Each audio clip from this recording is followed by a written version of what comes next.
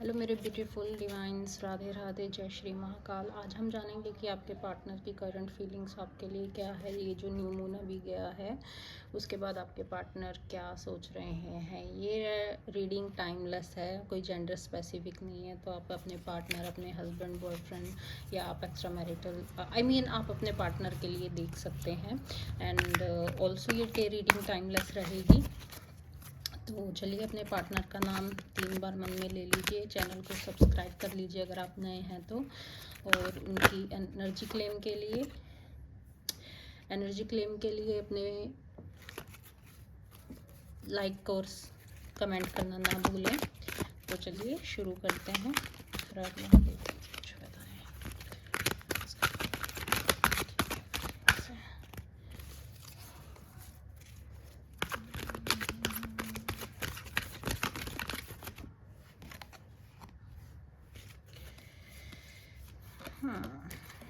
Right, okay.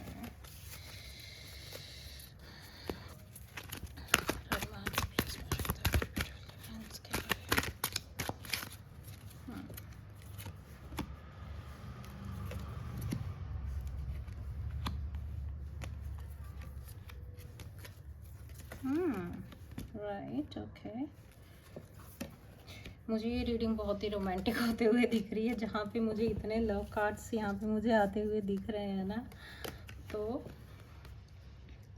Right, तो मुझे bottom of deck में भी जो कार्ड आया है, a partnership based on mutual affection and understanding.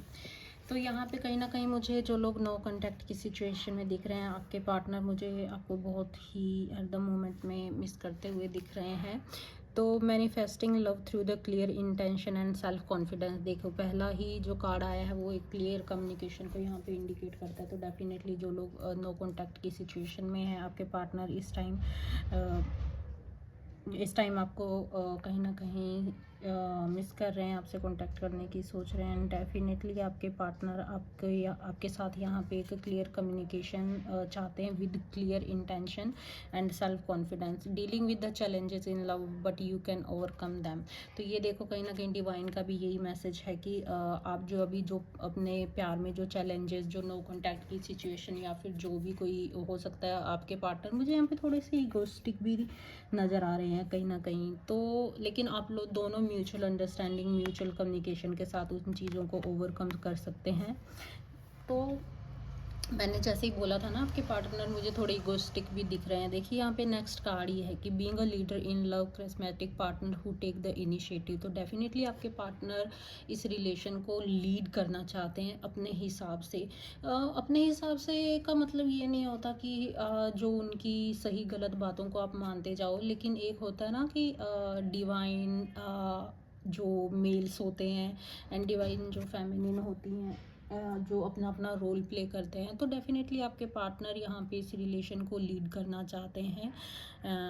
जो इनिशिएटिव आपके फ्यूचर, जो अपने प्रेजेंट और फ्यूचर के डिसीजन आपकी ओब्वियसली आपके साथ लेना चाहते हैं, लेकिन एज ए लीडर वो इस रिलेशन को लीड करना चाहते हैं।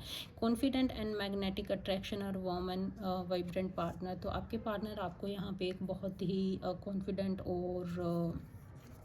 कॉन्फिडेंट एंड बहुत ही, आपके पार्टनर मुझे यहाँ पे आपसे अट्रैक्ट होते हुए दिख रहे हैं। आप उनको बहुत बहुत हर तरीके से आप उनको बहुत, अगर आप सेल्फ इंडिपेंडेंट हैं तो भी ये चीज़ें उनको बहुत अट्रैक्ट करती है। अगर आप जैसे भी हो, जो भी आप में कॉन्फिडेंस है, उनको बहुत अट्रैक्टिव ये चीज़ें लगती हैं।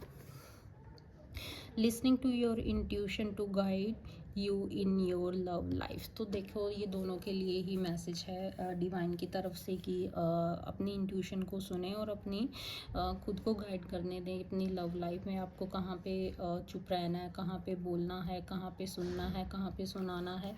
तो बेसिकली कहीं ना कहीं ये रीडिंग बताती है आपको कि आपको अपनी इंट्यूशन को सुनना है। ये नहीं है कि अगर आपका पार्टनर कुछ चीज़ें आपको नहीं सही लग रही है तो आप हर टाइम कॉम्प्रोमाइज़ उन चीज़ों पे करते जाओ। नहीं, ऐसा नहीं है।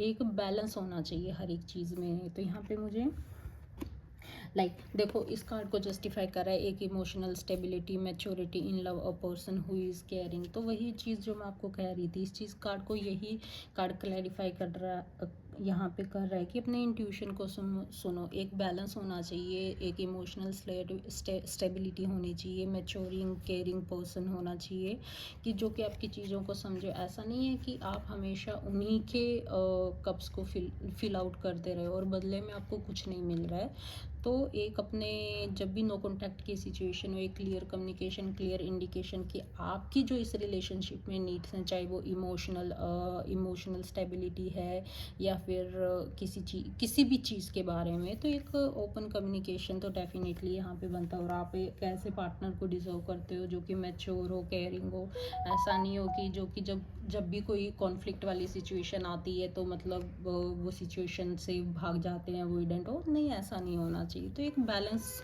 डेफिनेटली यहाँ पे होना चाहिए।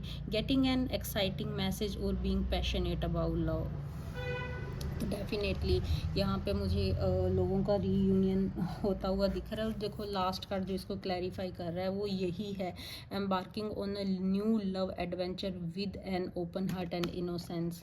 तो डेफिनेटली मुझे यहाँ पे आप लोगों का रीयूनियन होते हुए दिख रहा है। कार्ड इटसेल्फ रोमांटिक रीडिंग ही लग रही है लिटरली ये मुझे। तो कार्ड इटसेल्फ यहाँ पे डिवाइन बता रहे हैं कि just ready to be excite to get a message from your partner. तो जल्दी ही आपको आपका पार्टनर की तरफ से कुछ ना कुछ कम्युनिकेशन मिलने वाला है। और डेफिनेटली एक न्यू एडवेंचर आप उनके साथ फील करेंगे। एक जो रोलर कोस्टर वाली सी फीलिंग आ रही थी, जो आपको भी इस रिलेशन में लग रहा था, कभी वो आ रहे थे, जा रहे थे अपनी मर्जी के हिसाब से, अपने मूड के हिसाब से, तो कहीं ना कहीं आपके पार्टनर मुझे अपनी ईगो को साइड में रख कर आपके तरफ वापस आते हुए दिख रहे हैं, जहाँ पे ये रिश्ता एक proper communication with an open heart, forgiveness के साथ फिर से शुरू होगा। तो डेफिनेटली आपको भी कहीं ना कहीं उनको फॉरगिव करना होगा, विद एन मैच्योरिटी कम्युनिकेशन करना होगा। सामने वाले को भी उस चीज़ को समझ के कहीं ना कहीं अगर उनको कुछ लगा है तो एक मैच्योर कम्युनिकेशन, एक ओपन हार्ट कम्युनिकेशन यहाँ पे बहुत ज़रूरी है होना। तो डेफिनेटली इस रीयूनियन को कोई नहीं रोक सकता। बाकी तो मुझे आपके पार्टनर आपसे यहाँ पे बहुत ही ऑलरेडी इतने ही ऑब्सेस्ड दिख रहे हैं। कार्ड इटसेल्फ ये चीज़ बता रहा है। और हमें लास्ट जो कार्ड था बॉटम ऑफ डेक में था, a partnership based on mutual affection and understanding. Again ये यहाँ पे वही चीज़ आ रही है, बार बार एक ही मैसेज आ रहा है कि डेफिनेटली आपके पार्टनर वापस आएंगे, बट इस रिलेशनशिप को आगे ले जाने के लिए एक बैलेंस ज़रूरी है दोनों की तरफ से। एक इमोशनल स्टेबिलिटी ज़रूरी है, एक मैच्योरिटी ज़रूरी है, और एक कहीं ना कहीं एक ओपन कम्युनिकेशन ज़रूरी है।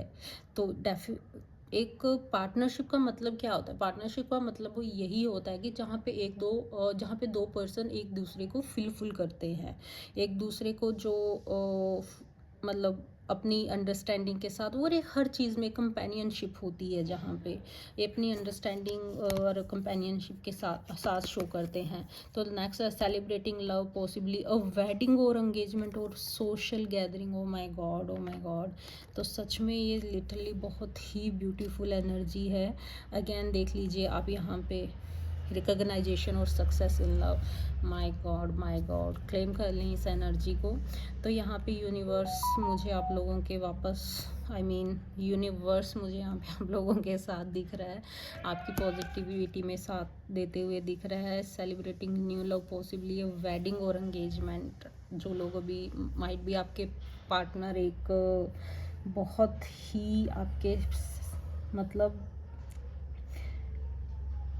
मतलब एक स्ट्रॉन्ग विल के साथ, बीइंग अ लीडर का मतलब काम क्या होता है? रिलेशनशिप को लीड करना। यही तो हमारा सेकंड मैसेज था। तो डेफिनेटली मुझे आपके पार्टनर यहाँ पे वापस आते हुए दिख रहे हैं अपनी लीडरशिप वाली पोजीशन में। And celebrating love, possibly a wedding और एंगेजमेंट। मुझे लगता है वहाँ यहाँ पे मुझे वो आपको स्ट्रॉन्ग एक कमिटमेंट देते हुए दिख रहे हैं, और पॉसिबली ये रिश्ता इस रिलेशनशिप को वो शादी तक या फर्दर आगे जो भी मतलब नेक्स्ट लेवल पे लेके जाना चाहते हैं, मुझे यहाँ पे ऐसा दिख रहा है।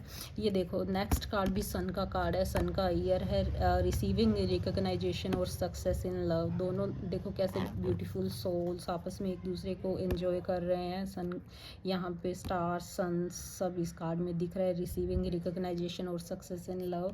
तो एक सोशल लेवल पे शादी के बाद एक सोशल लेवल पे एक रिकॉग्नाइजेशन मिलता है, सक्सेस इन लव मिलता है। तो डेफिनेटली मुझे आपके पार्टनर आपको यहाँ पे एक स्ट्रॉन्ग कमिटमेंट देते हुए दिख रहे हैं।